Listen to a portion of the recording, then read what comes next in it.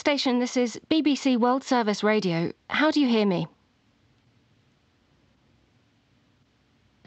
We hear you loud and clear. Welcome aboard the space station. Thank you very much indeed. It is very exciting to hear from you. And Scott, thank you for coming back on the programme. We have so many questions from Outlook listeners, so I'll plunge straight in. You've been there for more than 9 months now in this tiny enclosed space. What has surprised you both most about the experience?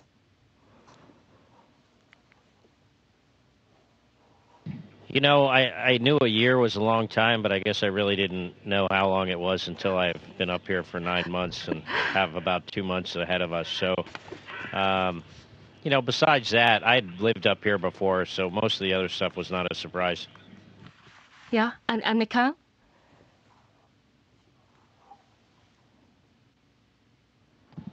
No surprise for me. I was ready to 1 year on space and agree with Scott. You agree with Scott that time is dragging?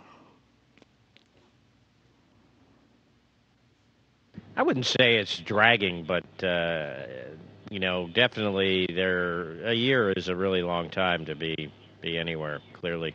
We have a question from an Outlook listener in India called Yeshwant Kakala. He says, isn't it boring living up there? No, I can't say I've ever found myself bored. There's a lot of work to do here. We have over 400 different science experiments going on throughout the time I'm here in all different scientific disciplines. It takes a lot of effort to keep the space station running. And I do find that I don't have enough free time to do the things that I would like to do in my free time. So it's it's always busy and never boring. What do you miss doing most, Scott? You know, I miss, I'm assuming you mean on Earth, I miss, the first thing is people. You know, these guys are great, but it'd be great to have, your friends and family with you.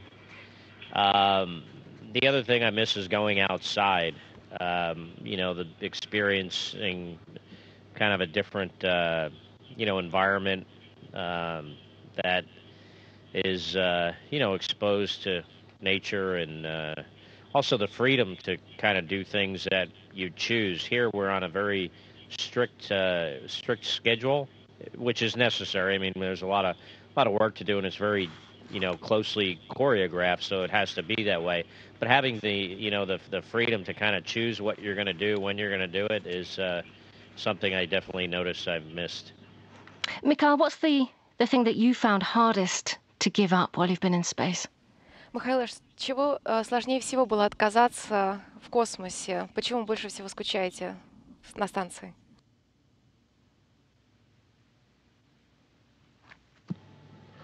По виду неба снизу скучаю. I would like to see the sky from the Earth, looking up. How interesting, because normally we're busy envying you seeing the Earth looking down. I mean, how is that view today? Смотреть на небо сверху.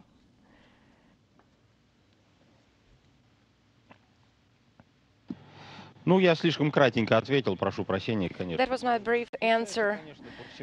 But of course I miss a lot of things. I miss the Earth in general. And it is not a business trip on Earth. When we're training, during our training trips, we travel a lot. We miss water, running water, grass, forests, family, friends. We miss home. And of course, it is a totally different feeling here that we experience. We miss our homes. When you come back to Earth, what do you think is the thing you will most miss about space? А когда вы вернетесь на Землю, вы почему больше всего будете скучать в космосе?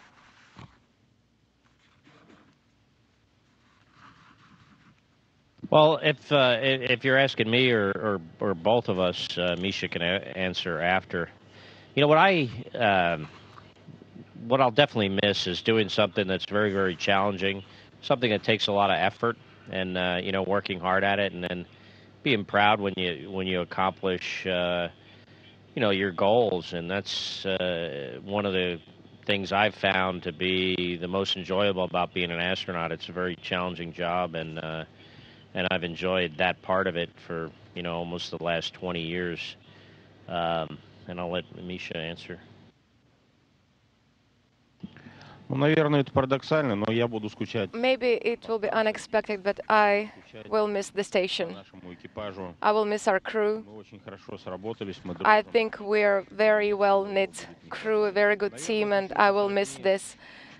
Тому чувству, которое I think this feeling is close to those people who go to горы, их много тянет the north, people who go to the mountains, and полюс.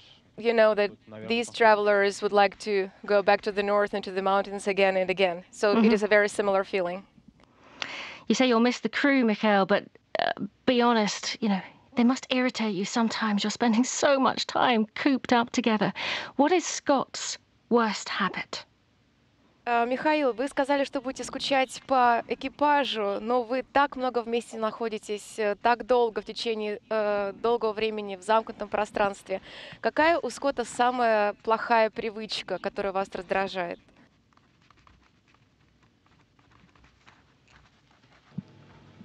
Я не заметил каких-то. I haven't noticed any bad habits, Ничто меня and не раздражает. nothing irritates me and annoys me in Scott, just like in any other crew members.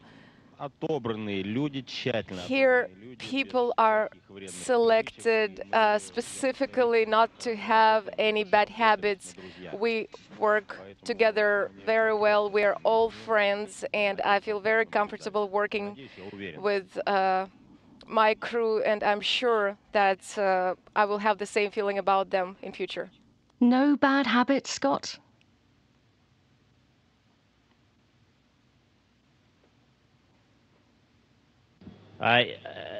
Is your question, are you asking me if I have any bad habits? I'm asking you if it's really true that you don't have any bad habits.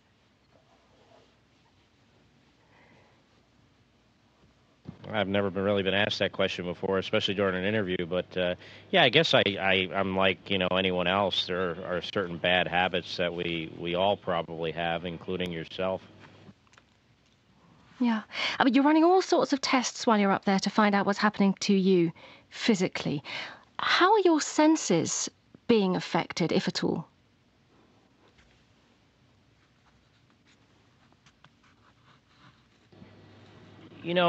There is an effect on our vision while we're up here, and that's one of the things we're researching, and we're actually putting a lot of effort into that. We're doing this experiment. Actually, we'll be doing it next week in the Russian segment, where we put a negative pressure on our body so we can control the fluid shift to our head, and with certain imaging technology, try to understand what the effect of this fluid shift is to our vision. So there's that change in sense, maybe a little bit of change in your sense of smell, again, because of this fluid shift we experience. But most others are pretty much the same. Mikhail, we heard from Scott that the sense of smell is affected maybe a little bit. What does it smell like up there? A question from Abubakar Mwonge, who lives in Dubai.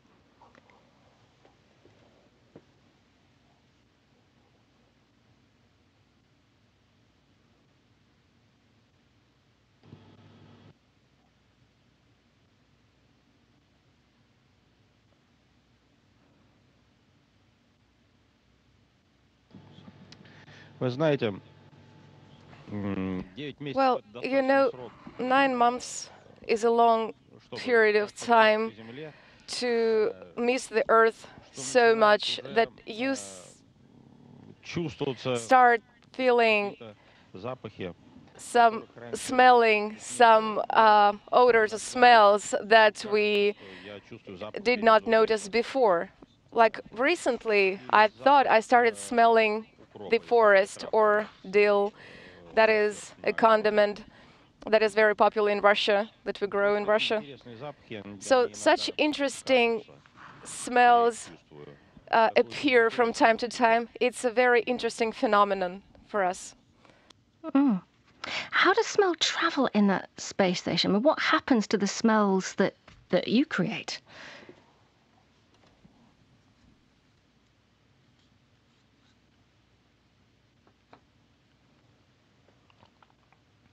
We have a system that scrubs the atmosphere of trace contaminants. It's called, and anything that's small particles and including smell is removed from the atmosphere using this system. Okay. Final question from an Outlook listener, Jacobo Santamarta Barral, who's in Spain. How do you both feel about coming back home and realizing that everything has changed so much while you've been away? Вопрос к вам обоим от нашего слушателя из Испании. Вот если вдруг вы прилетите домой и увидите, что все настолько изменилось, то есть какие будут ваши чувства, если после года на станции вы увидите, как много всего изменилось на Земле?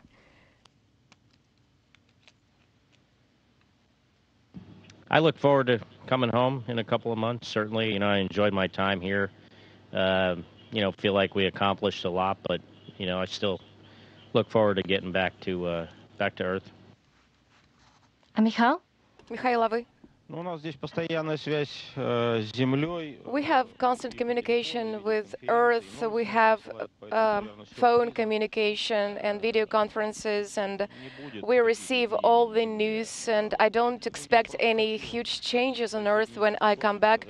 I would like to say the same thing as Scott. I'm looking forward to going back home. I will be enjoying the first days, the first months back on Earth. We will be in Star City. Then we'll go to Houston. I love this city, and I think it will be a great time for us. Being up there and away from home for so long, does it make you think differently about your life on Earth and more generally, life on Earth?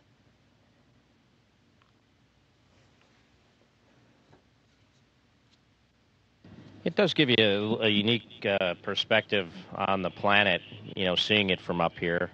And you do notice, changes that I think are occurring on Earth. So, you do feel a little bit differently about it. Does it make you want to do things differently, Mikhail?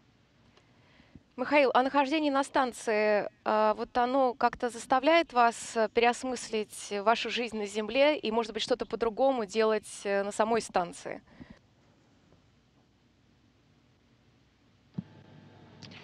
На самой станции я как работал, так и буду. Well, I don't do things differently on the station according to our procedures. And of course, I'm not slowing down my pace of work before the landing. Usually, it happens that the closer the return home is, the slower you start working. No, this is not happening to me. I keep up my pace. And as talking about any changes in work, I think that when you look at our Earth from here, you understand that we totally need to understand that we have to take care of our Earth. And I was on Kilimanjaro in 2007, and right now, looking down to Earth, I don't see the snow cap on that mountain anymore. So I believe that we have to be very careful with our Earth until it's too late. Thank you both so much for taking the time, and safe trip. You're welcome. Station, this is Houston ACR. That concludes the BBC World Service Radio interview.